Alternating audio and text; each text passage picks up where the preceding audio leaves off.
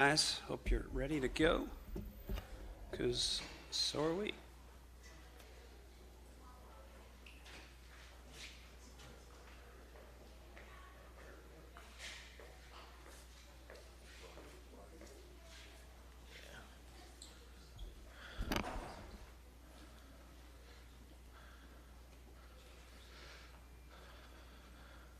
Well, good afternoon, everyone.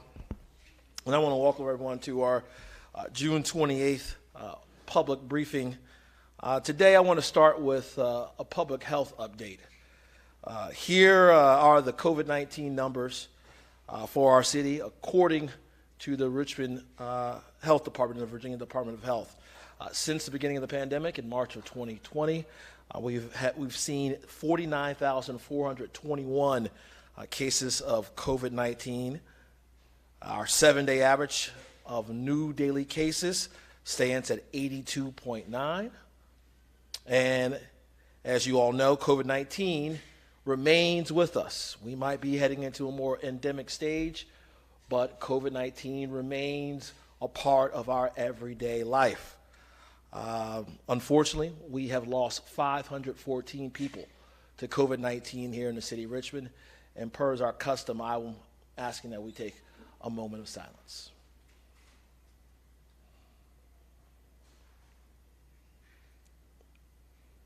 Thank you. I'd also want to take the time today to remind everyone that our best protection from serious illness and hospitalization remains getting vaccinated and getting boosted.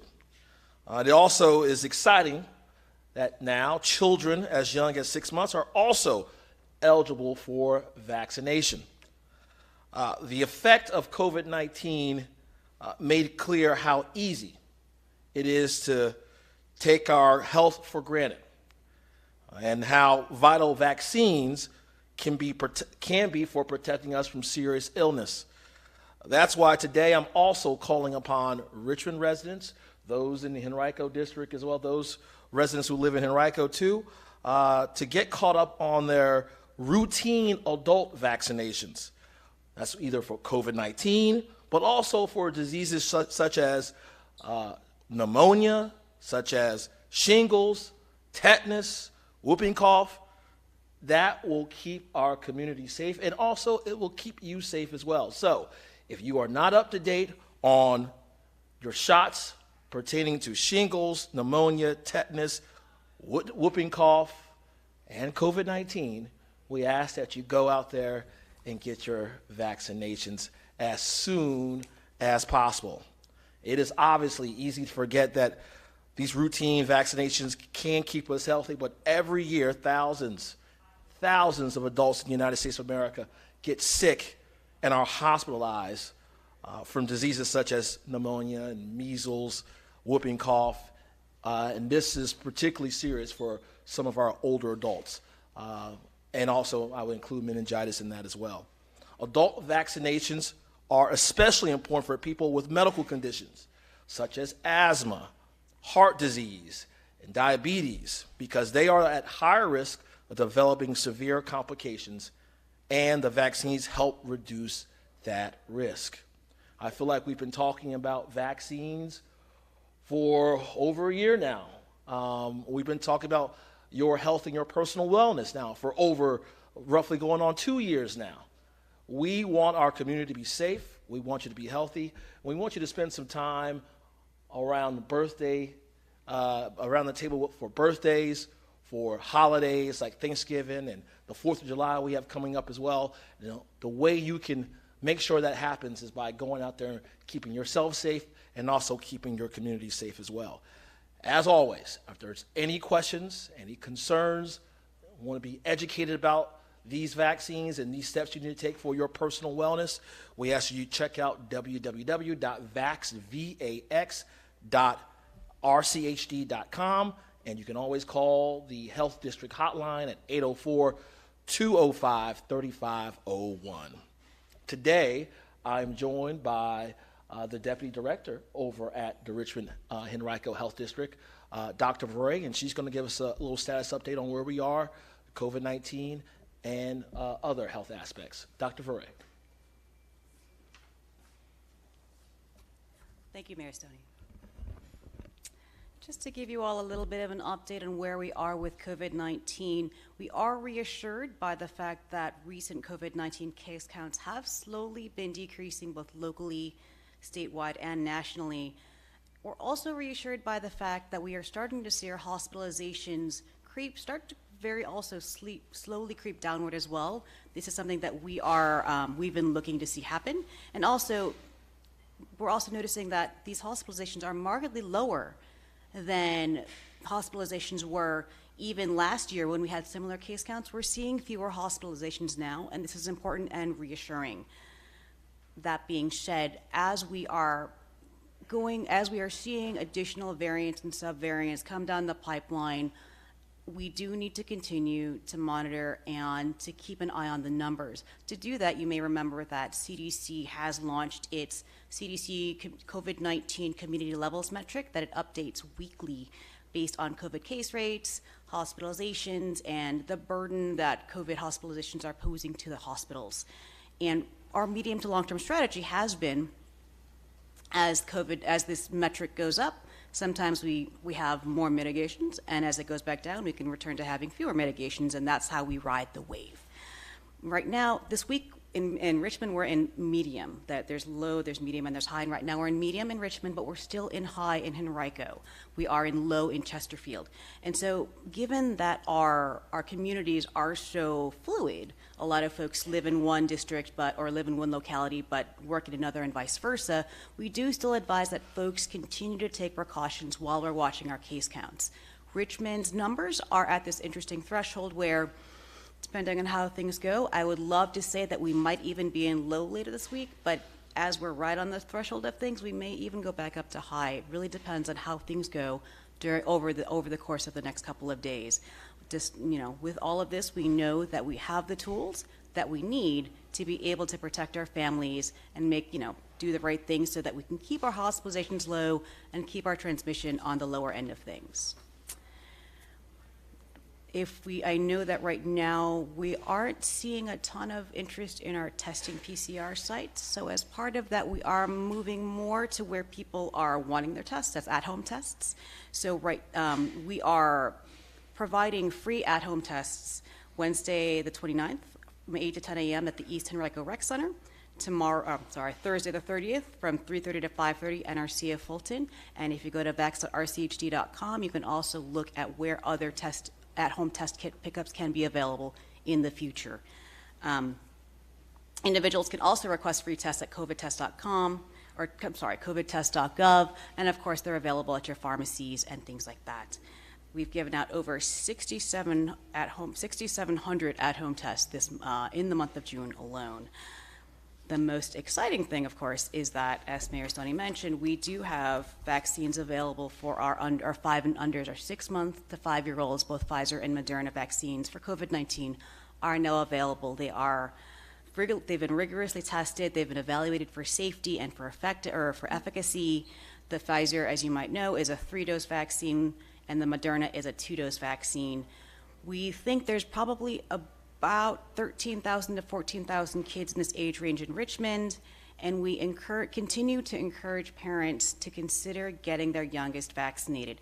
Even if your child may already have had COVID, may have been exposed to COVID, we want to make sure that kids have all of the tools that they need in order to be best poised to avoid infection, long-term illness, or long-term severe consequences. We do have ongoing vaccine clinics for both Pfizer and Moderna at the local health district. I would advise that you guys go again to folks go to vax.rchd.com to go ahead and look for appointment availabilities. Right now, demand is still pretty high, so I would recommend that folks make an appointment. We still have availabilities, and we continue to open up more clinics as we see things fill up. So do try to make an appointment, because we will take walk-ins as much as we can, but once things fill up with appointments, we may not be able to accommodate as many walk-ins as we might like. You can make an appointment again, vax@rchd.com or 804-205-3501. At this point, I think I haven't gotten today's numbers yet, but we had 2 vaccine clinics last week where we gave about 140 vaccines. I know that the feeling that I got from folks at these vaccine events was just overwhelming joy and absolute, a lot of joy and a lot of ebullience and a lot of happiness about being able to get their youngest vaccinated. So it's been really rewarding to see that and to see folks coming out to get their kids vaccinated. Number two, leading back to Mayor Stoney's call to vaccine in adults, I would encourage folks, as Mayor Stoney mentioned, to get their, if you aren't up to date on your adult vaccine series, go ahead and talk to your provider or call us about getting up to date on your vaccines. But I would also encourage, a number of our children fell behind in routine childhood immunizations because of the pandemic. You know, we were all out of school, we were at homeschooling, the doctor's offices weren't taking in as many patients, and we are now seeing that not as many children are quite up to date on their vaccines, and this is critically important as we're rolling back to our normal school schedules going into the fall, that kids get up to date with their immunizations. We're partnering with City, we're partnering with the schools, we're partnering with actually our safety net partners and our healthcare partners, VCU and Bon Secours, to open up a number of childhood immunization opportunities above and beyond the usual, so that we can accommodate as many kids as need vaccination to be up to date. Again, this is another thing that you can go to vax.rcd.com to learn more about this. And I think that would be it. Thank you, sir. Thank you so much, Dr. Veray, and thank you for your continued partnership to keep our community safe. This afternoon, I'm joined by two friends from the Richmond City Council, Councilwoman Catherine Jordan and Councilman Dr. Mike Jones, representing the 9th District. And when you are joined by two members of the City Council from the legislative branch, more than likely I'm going to be talking about legislation. And I am. I want to turn our attention away from public health, one that also directly impacts the quality of life in our city. And today I want to talk a little bit about noise. As some of you might be aware, last night my administration introduced an ordinance revising and updating the provisions of the city's noise ordinance, noise control ordinance. This ordinance that sets limits on the amount of noise that is acceptable in various parts of the city. The city receives thousands of complaints per year for excessive noise. But the state of our current ordinance made it difficult for police officers and the courts to enforce that ordinance. So here is what we did. Perhaps most significantly, the new ordinance does not criminalize violators. Rather, it changes the category of offense from a criminal misdemeanor to a civil penalty. But these penalties have a cost, as they should. A first offense will result in a $50 fine. A second offense that occurs within the week of the first offense would be a $100 fine. And a third offense or any subsequent violation occurring within 2 weeks of the first violation will cost that violator $500. The ordinance also has special provisions for noise inside and within proximity of certain establishments at certain designated times. From restaurants to outdoor performances to school property to places of worship and to health facilities, including those that perform abortion services. Let's take a case of health care facilities that we have here in the city, for example. These facilities this ordinance would impact these facilities such as hospitals or the Daily Planet or Crossover Ministries or Planned Parenthood. Under the proposed ordinance, sound measured from any point on their property of a healthcare facility that exceeds 65 decibels between the hours of 7 a.m. and 11 p.m. would be a violation. Now, as a rough guide, decibel levels in the upper 70s generally are considered to be loud and annoying to most people, like the equivalent of a vacuum cleaner or a garbage disposal. Under the ordinance, any loud disturbances above 65 decibels recorded at any point of the property of a healthcare facility would be a violation, punishable by a fine, which would be subject to multiple offenses for each hour the noise violation continues. Persons creating a noise disturbance outside such facilities in violation of the ordinance would be required to maintain a distance sufficiently far enough away from the facility so that any activity would not exceed the ordinance decibel limit recorded from any point of the facility's property. The same provision and standard applies to places of worship and also to school properties as well. While we have been working on revisions to this ordinance for several months, I think it's important to highlight, perhaps now more than ever, our commitment to protecting the quality of life for our residents and our businesses. From ensuring kids can learn in their classrooms without any distraction, to providing peace for patients receiving health care, to folks trying to sleep through the night. All of these individuals deserve care and attention. Of course, this ordinance will go through the normal council process, which includes several public hearings, and we expect it to come up for a vote probably in sometime in the July timeframe, mid-July. I'd like to thank Councilwoman Jordan. I want to thank Councilman Jones for being here today to support this effort, and I'd like to offer them an opportunity to come up and provide any remarks.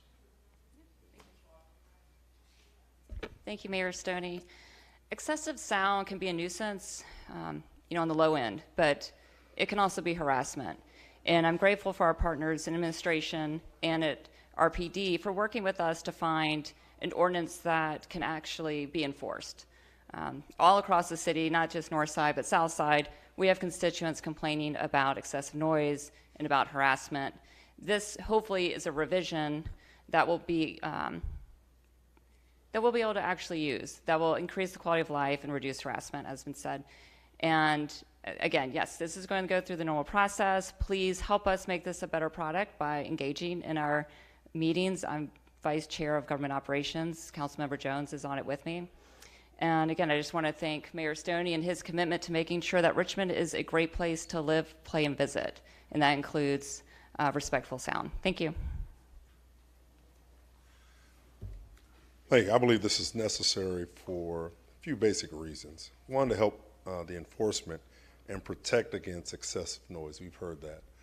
But as a pro-choice pastor, it's important. And I talked to the mayor about that yesterday. This past Sunday in my pulpit, we took a stance that a woman should have the right to choose. A woman should have complete autonomy of her body. And there's nowhere in Scripture where it says, love the sinner but hate the sin. It's not biblical. And we took that stance. And by doing that and having it online and streaming, that makes my church a target. That makes us a target for any type of protest, which we've had threats and received them in the past. And so our security team is on alert right now. And so I would encourage the surrounding localities, join in with the mayor, join in with the city of Richmond, and to pass similar ordinances. I should not be harassed because I believe my daughter, my wife, my children should have the right to have the decision of their bodies. And so, Mr. Mayor, thank you for that. So this is not just a political stance for me. This is something that is personal and professional.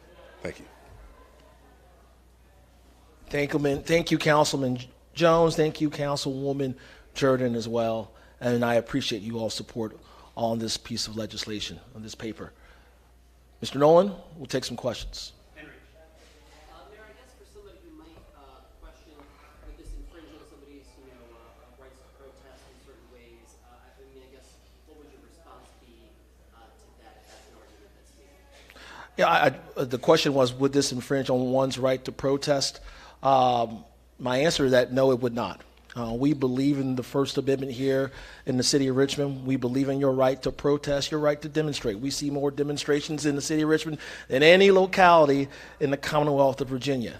However, That doesn't mean that you have the right to harass individuals who might be walking into facilities. That doesn't mean that you can distract school children from being educated in the city of Richmond. That doesn't mean that you can show up at a church, a mosque, a synagogue, and disrupt services as well. As we stated earlier, if you walk some feet away, you can still, and you're in the right of way properly, not in the street necessarily, you can still protest. But there's no reason for someone to have a microphone blaring out, calling anyone names or disparaging anyone. That is unnecessary, and we don't want to see it in the city of Richmond.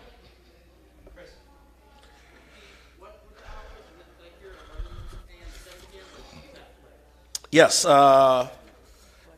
7 a.m. to 11 p.m. during the day. That's daytime hours. Nighttime hours, 11 p.m. to 7 a.m., and extended daytime hours are 5 a.m. to 11 p.m. 65 decibels. That is for healthcare facilities. And has this been an issue? I mean, is this a problem? I haven't seen a news story. Have there been issues with Councilwoman, you want to speak to, has this been an issue? This is absolutely an issue. It's an issue with residents and proximity to businesses. But as we've discussed, it's been a real issue of harassment around our clinics in the city, to the point where I got constituent complaints repeatedly from neighbors blocks away from the clinic about really abhorrent, amplified harassment. So I'm so pleased to finally have an ordinance that hopefully will help us put a damper on this. If you have different opinions, that's fine, but you need to be respectful of those around you, and we're not going to stand for it in the city. Thank you. Chris actually just asked my question. So on separate topic, on collective bargaining, can you talk a little bit about why you don't support the broader version, why you want to keep it narrower and support the two classes? Well, the question from Ned is about why I don't support the wide, one of the approaches. I do have my own piece of legislation that phases this in.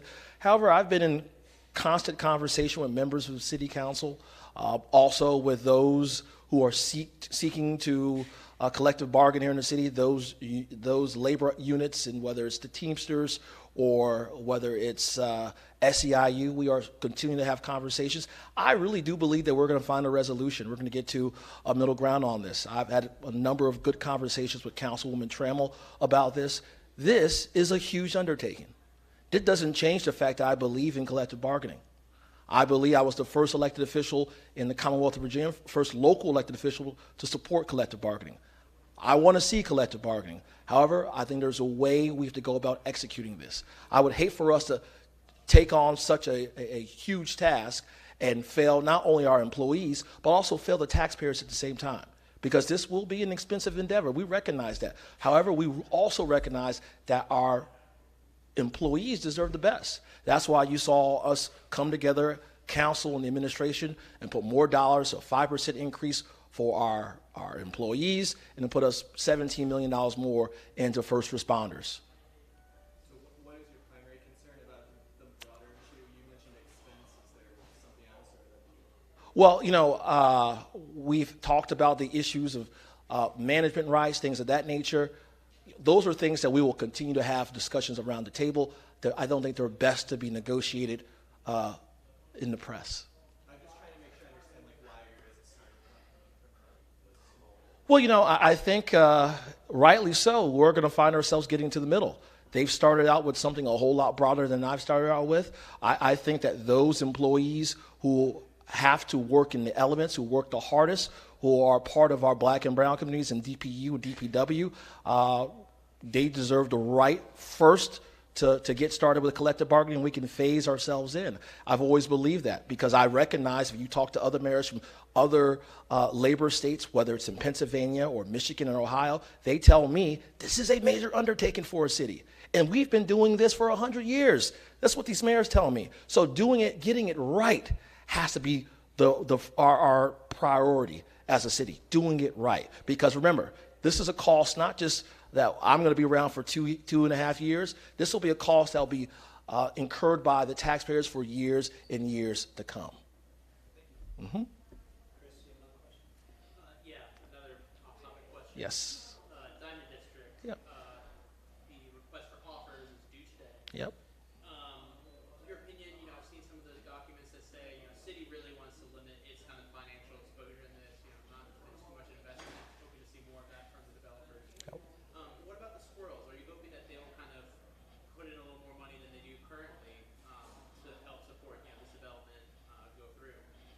The question was, do I want to see the Squirrels invest a little more into a future project as well? Hey, I think in order to make this happen, this has to be a public-private partnership. That means those who are our private partners, that being the Squirrels, will also going to have to make an investment as well. We will make an investment. The Squirrels will make an investment. The private developer who is selected will be making an investment as well. But I also think it's a responsibility and the fiduciary duty of the city, of these elected leaders on behalf of the city's taxpayers, that we reduce the sort of burden on the taxpayer, on city government. And that's what we will seek to do when we get into negotiations. We'll have 3 great proposals in hand. We have to whittle it down to one proposal that is the best project for the city. And I'm not just talking about aesthetics. I'm talking about the financial viability of the project as well. We have to make sure that the individual who we engage with can make sure the project comes to life, right? Not just the first phase, not just the stadium, but the entire neighborhood that we're looking to develop here. We have to make sure that they bring it to market, and we have to make sure that we can protect core services like public education, infrastructure, and things of that nature. Just on noise ordinance, I would say, I'm thinking about a detractor might say, interesting timing politically. Why didn't we do this maybe back during the summer of unrest in 2020? So what would you say to that, and kind of if somebody made that argument, The question from Henry was the timing of this. You know, we could have done this in 2020. We could have done this and now that we're doing it right here during the time where Roe v. Wade has been overturned. First, as I stated in my remarks, I believe that we've been working on this for months. And in order to work on an ordinance like this and get it right, it has to go through a process before I come up here and say we're introducing an ordinance. That means that those on our legal team have to review it, go through many revisions there. This is the sort of tool, I would say, Henry, that we wish that we had back in 2020, right? There are schools that were near, Lee Circle, Marcus David Peters Circle that, could not open right away because of the potential for noise. And so these are tools that we wish we had back then. Now we have a good tool where we can, a good starting point, I think, right now. And it's my hope when this gets in front of the City Council in mid-July that we can agree to it and put it to work. Thanks okay? so much, everybody. Appreciate Thank it. you.